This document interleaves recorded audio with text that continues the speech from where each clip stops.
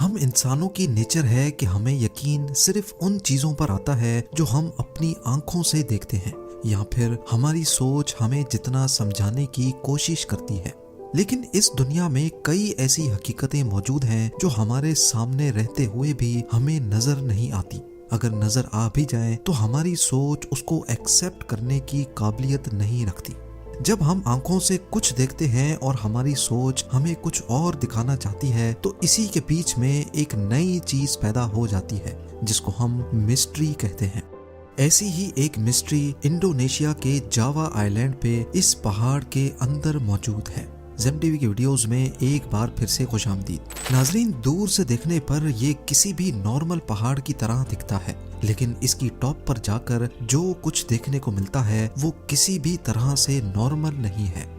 Gunung Padang के नाम से पहचाने जाने वाले इस पहाड़ पर हजारों की तादाद में ऐसे रेक्टेंगल शेप के पत्थर बिखरे हुए हैं। ये पत्थर किसी भी एंगल से नेचुरल फॉर्मेशन नहीं लगते, बल्कि ऐसा मालूम होता है कि इनको इस खास शेप में काटा गया है। अब क्योंकि जावा आइलैंड खुद एक वॉल्केनिक आइलैंड है, इसी वजह से रिसर्चर्स का मानना था कि कोई वॉल्केनिक रॉक यहीं पड़ा था जिसको काट कर इस शेप में लाया गया है। लेकिन पत्थरों के सैंपल्स लेने के बाद मालूम पड़ा कि ये पत्थर यहाँ के हैं ही नहीं, और इस बात का मतलब था कि करीब इन 50,000 पत्थरों के ब्लॉक्स को कहीं और काटा गया था और फिर एक एक करके इस पहाड़ के ऊपर चढ़ाया गया। पहाड़ की टॉप लेयर पर ये पत्थर रैंडमली बिखरे हुए हैं, लेकिन कुछ स्पॉट्स में ये एक दूसरे के ऊपर तरतीब से रखे हुए भी पाए गए। और सिर्फ इतना ही नहीं, बल्कि इनके बीच में गारा यानी सीमेंट जैसे मिक्सचर को भी डाला गया था। वो जो लोग भी थे, ऐसा मालूम होता है कि वो इस पहाड़ के ऊपर कोई टेरेस या कोई कंस्ट्रक्शन करना चाहते थे। रिसर्चर्स इस मामले को जितना ज्यादा इन्वेस्टिगेट कर रहे थे, वो उतना ज्यादा सरप्राइज भी हो रहे थे। टॉप लेयर पे पत्थरों के बीच में मौजूद गारे की जब रेडियो कार्बन डेटिंग की गई तो मालूम पड़ा कि ये 2500 साल पुराना है। लेकिन जब एक्सकवेशन की गई तो 20 फीट की गहराई पर रिसर्चर्स को यहाँ 7500 साल पुराने गारे के सैंपल्स भी मिले।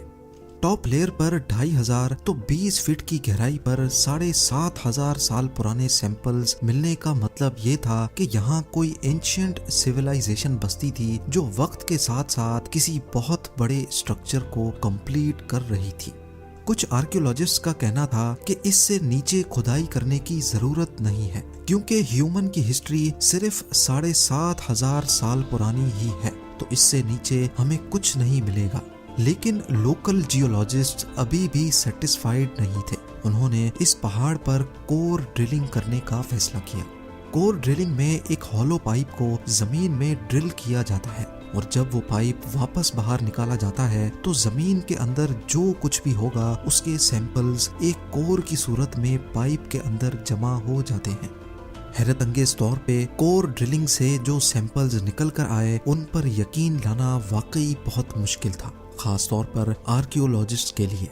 पहली 2 लेयर्स यानी 20 फीट की गहराई के सैंपल्स तो 3000 से लेकर 7500 साल पुराने ही थे, लेकिन 50 फीट की गहराई से भी गारे के कुछ सैंपल्स निकल कर आए जो 11600 साल पुराने थे।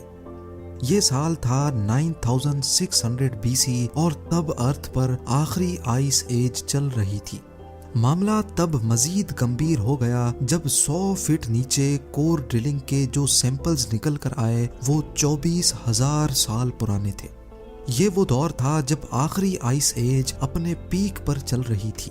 उस दौर में इंसान की किसी अननोन सिविलाइजेशन ने पहाड़ के इतना नीचे कोई कंस्ट्रक्शन की थी जिसके सबूत सबके सामने थे। ये एक बहुत ही इम्पोर्टेंट खबर थी, क्योंकि ये इंसानों की हिस्ट्री को हमेशा हमेशा के लिए बदलने जा रही थी। रिकॉर्डेड हिस्ट्री में यानी हिस्ट्री की बुक्स में हमें ये मालूम पड़ता है कि इंसान की सिविलाइजेशन 7500 साल पहले डेवलप हुई थी। लिहाजा आर्कियोलॉजिकल कम्युनिटी का मानना था कि ऐसा मुमकिन ही नहीं हो सकता कि ये काम इंसानों ने किया हो, क्योंकि इतना पहले इंसान इस काबिल ही नहीं थे। उनका कहना था कि गारे के सैंपल्स मिल जाने से ये साबित नहीं होता कि यहाँ इंसानों ने पहाड़ के अंदर कोई स्ट्रक्चर बनाया हो। आर्कियोलॉजिस्ट को यकीन दिलाने के लिए ठोस सबूत की जरूरत थी, जैसा कि ह्यूमन स्केलेटन, कोई पॉटरी या फिर कोई स्ट्रक्चर। दूसरी तरफ लोकल जियोलॉजिस्ट ने अपनी रिसर्च जारी रखी। उन्होंने पहाड़ पर जीपीआर और साइज्मिक टोमोग्राफी जैसी लेटेस्ट टेक्नोलॉजी की मदद से स्कैन करने का फैसला किया। इस स्कैन में रेडियो सिग्नल जमीन के अंदर भेजे जाते हैं। ये सिग्नल्स जब किसी मास से टकराते हैं तो इनकी स्पीड कम हो जाती है, और जब ये हॉलो स्पेस में ट्रेवल करते हैं तो इनकी स्पीड बढ़ जाती है।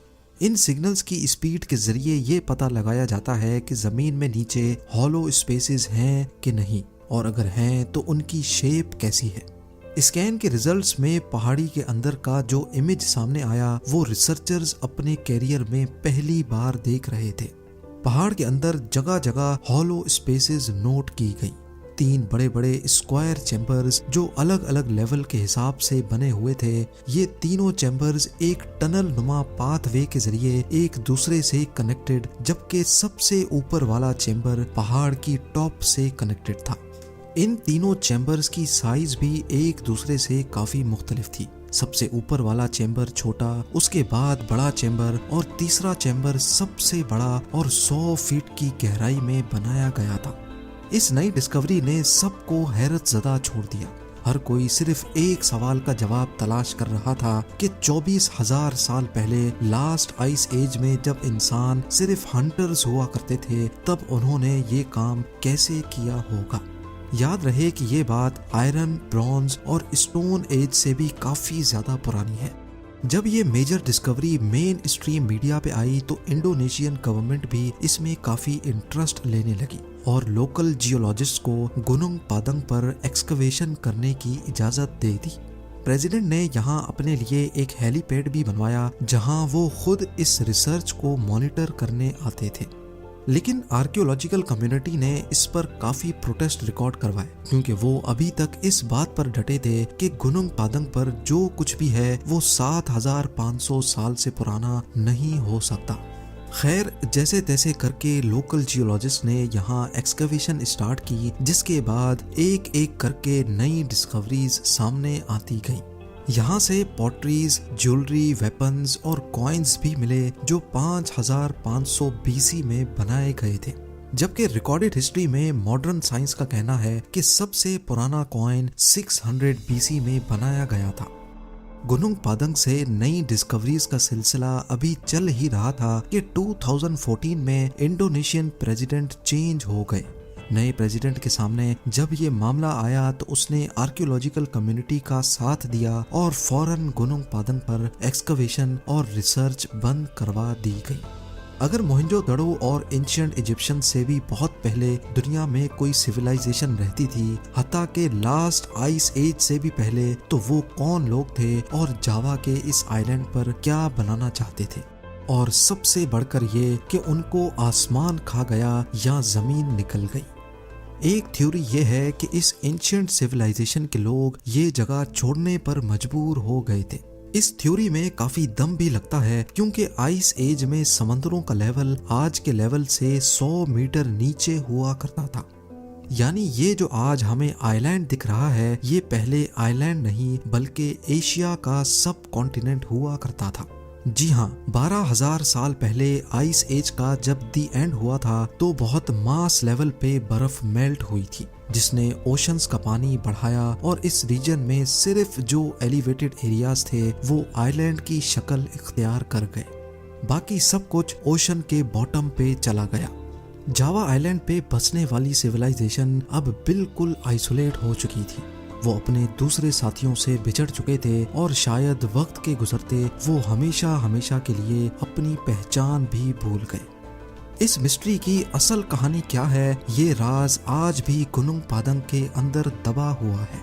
लेकिन इस बात के काफी चांसेस हैं कि ये जो दिखने में पहाड़ लग रहा है, ये असल में नेचुरल नहीं बल्कि स्टोन ब्लॉक्स को एक दूसरे के ऊपर रख कर बनाया गया था, जो शायद अपनी असली हालत में कुछ इस तरह दिखता था। उम्मीद है ज़ेम टीवी की ये वीडियो भी आप लोग भरपूर लाइक और शेयर करेंगे। आप लोगों के प्यार भरे कमेंट्स का बेहद शुक्रिया। मिलते हैं अगली शानदार वीडियो में।